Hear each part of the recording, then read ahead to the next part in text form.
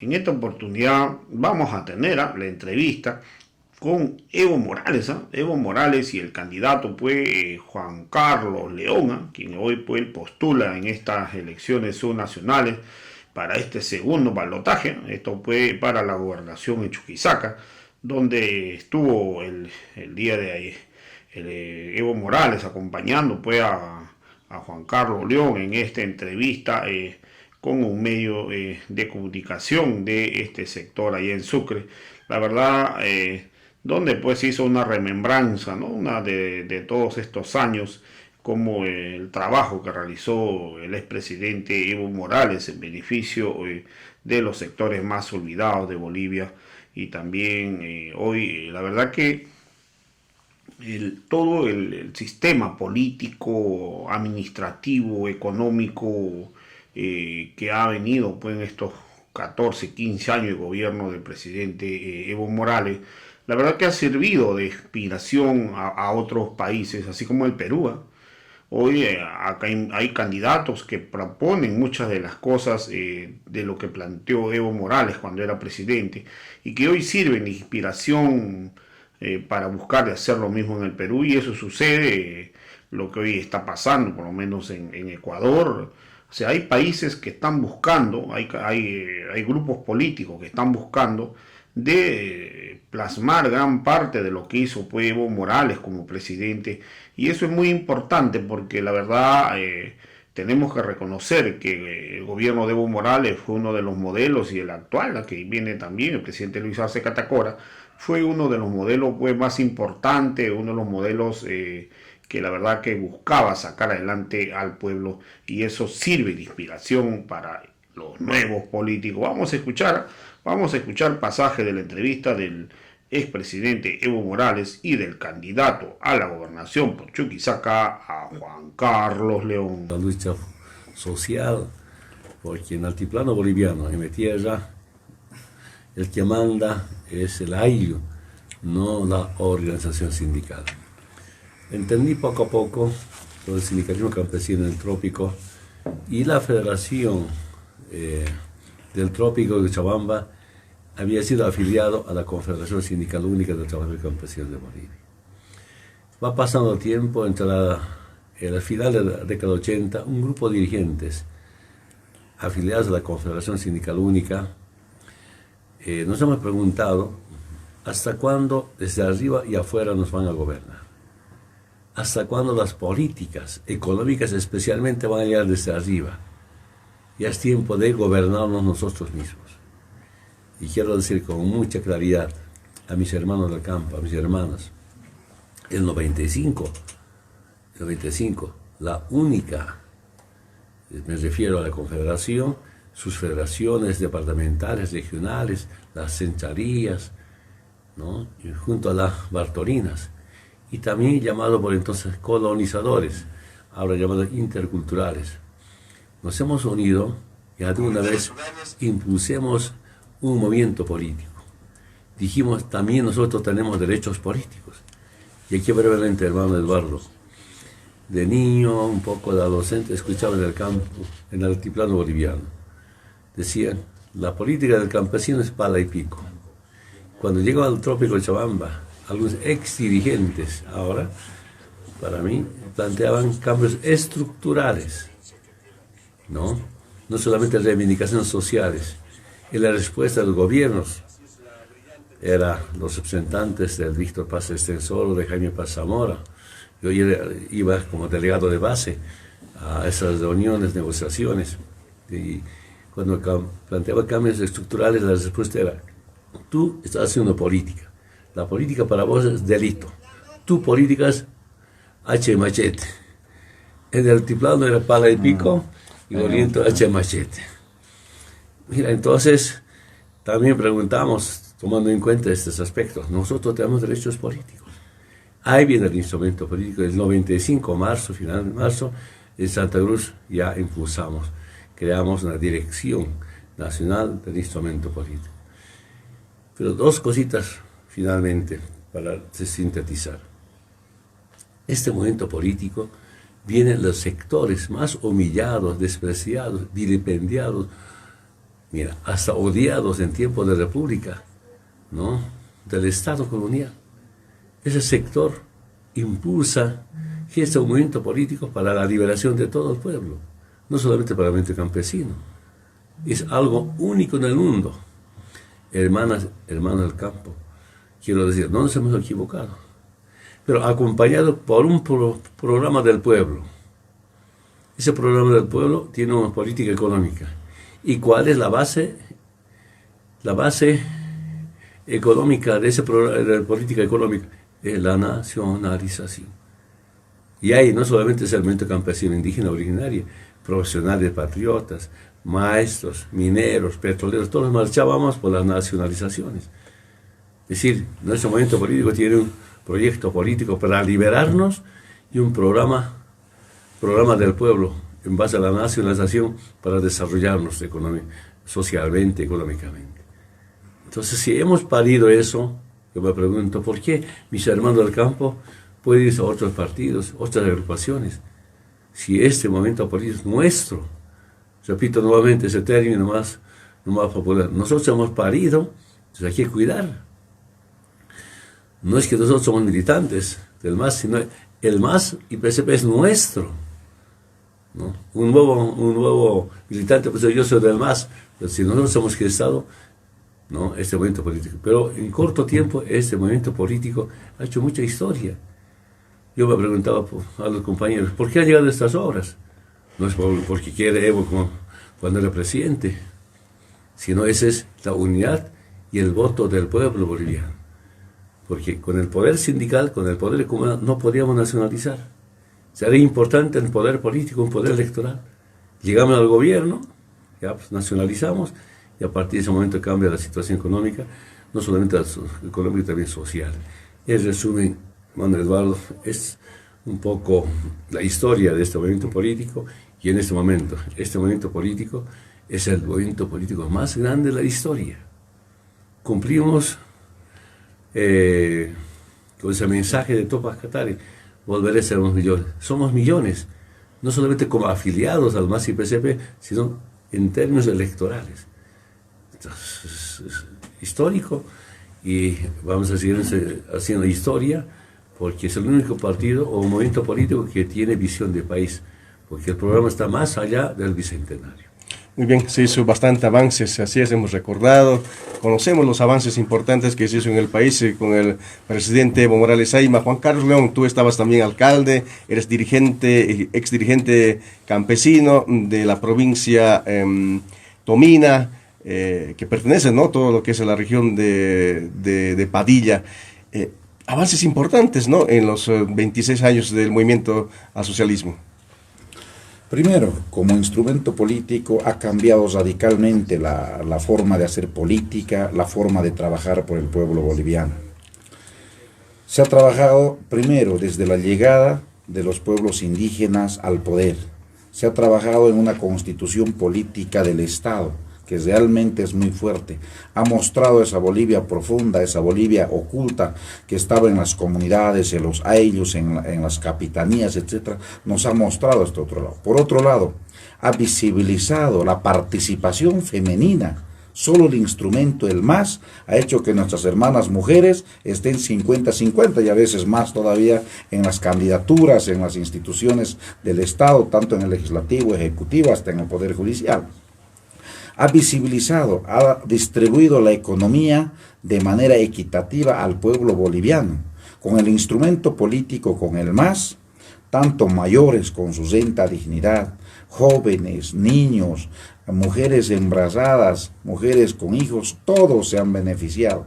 Pero lo más importante es el crecimiento económico que ha tenido Bolivia con el instrumento político a la cabeza de nuestro presidente Evo Morales, a la cabeza de la gente que ha trabajado técnicamente.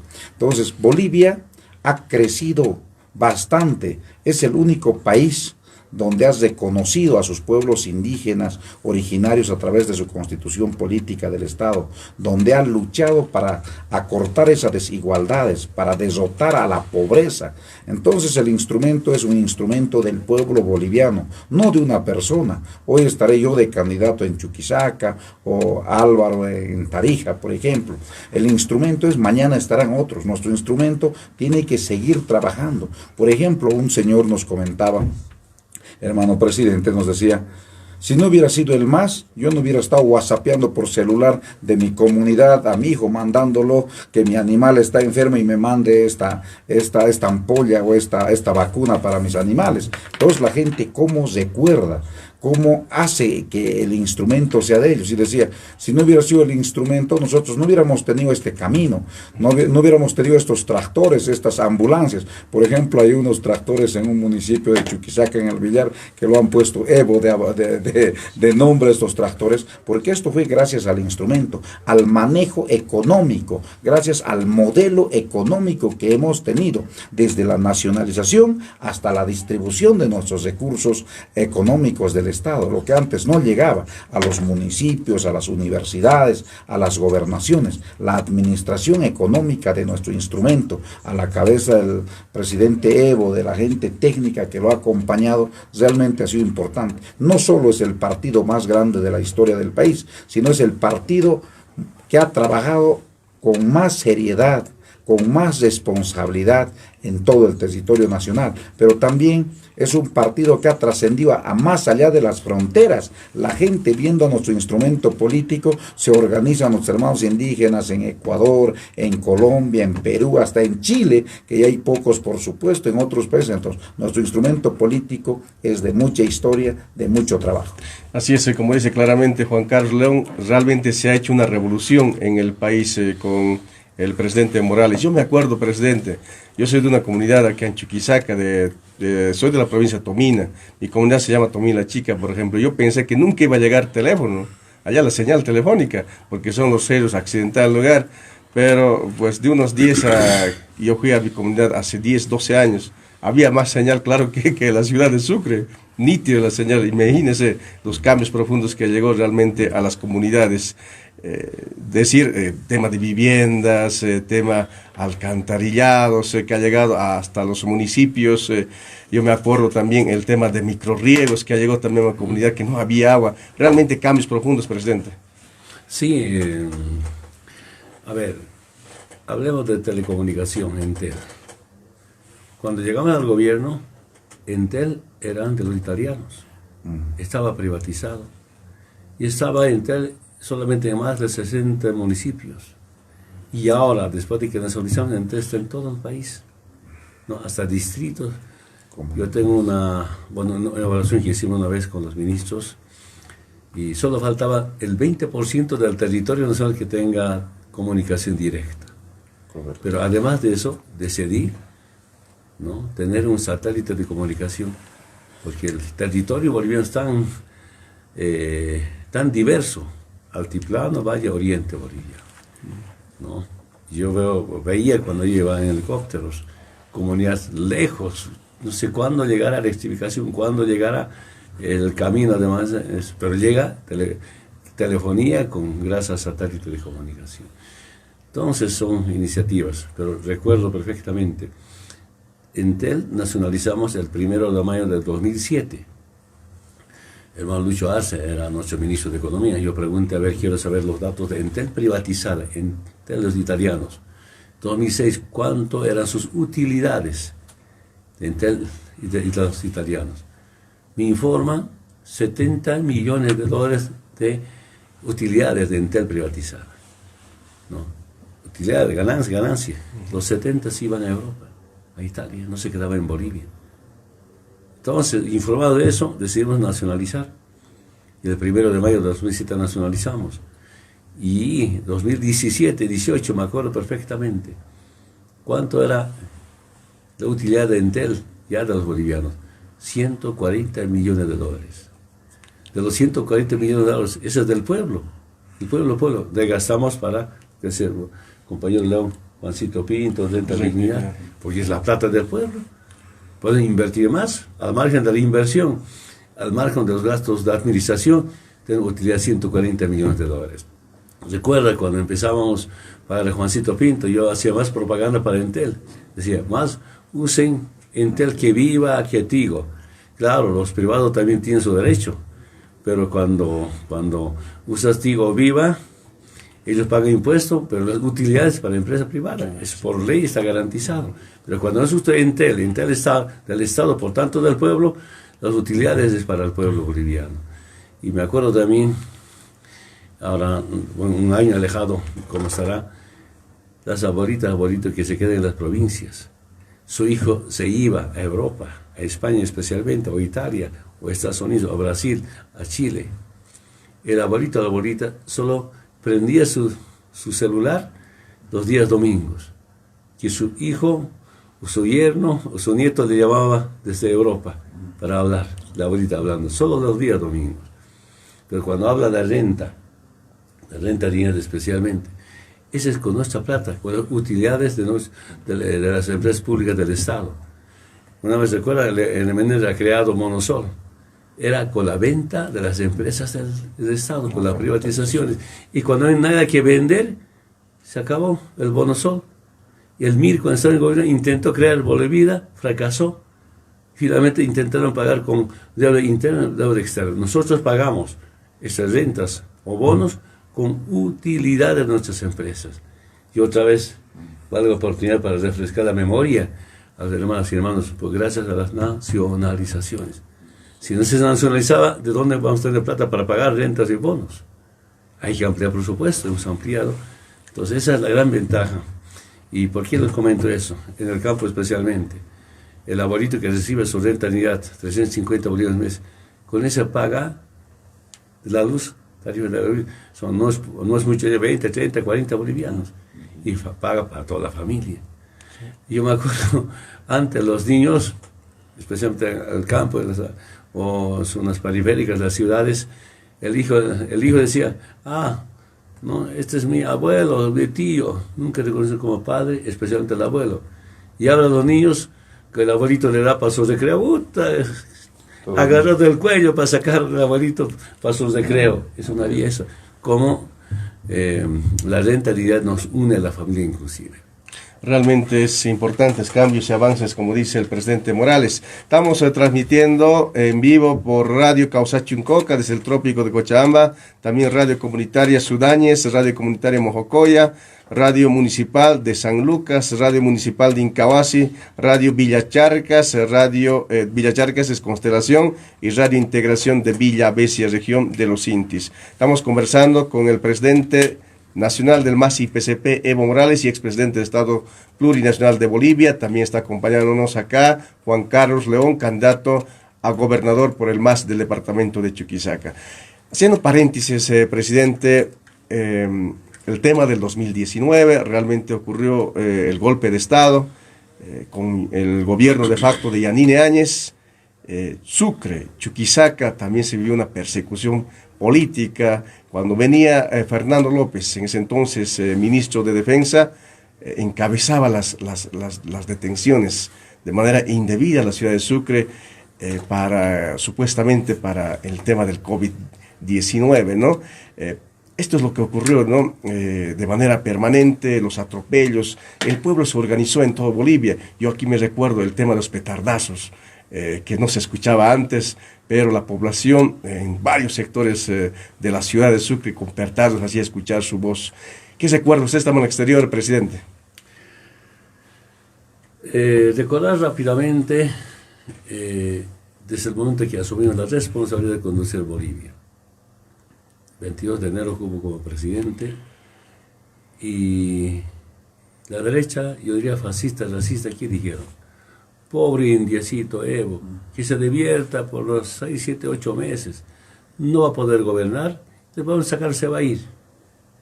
2006. Y primero de mayo del 2006 nacionalizamos los hidrocarburos, como homenaje a la lucha de los trabajadores. Y a partir de ese momento cambió la situación económica del país. Cuando di mi informe el 22 de enero del 2007, eran otros datos económicos. No había déficit fiscal. Me acuerdo, por ejemplo, ¿por qué viene el bono Juancito Pinto? Entre agosto-septiembre, revisamos los datos económicos con el compañero Álvaro García Linera, vicepresidente. Lucho nos informa con su equipo.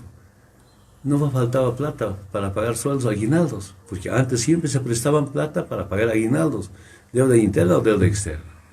Esto nos sorprende. Ahora, ¿qué hacemos con esta plata? Bueno, Juancito Pinto, porque nosotros en la campaña del 2005 no prometimos bono Juancito Pinto. Como sobra, ¿qué hacemos? ¿Por qué el bono Juancito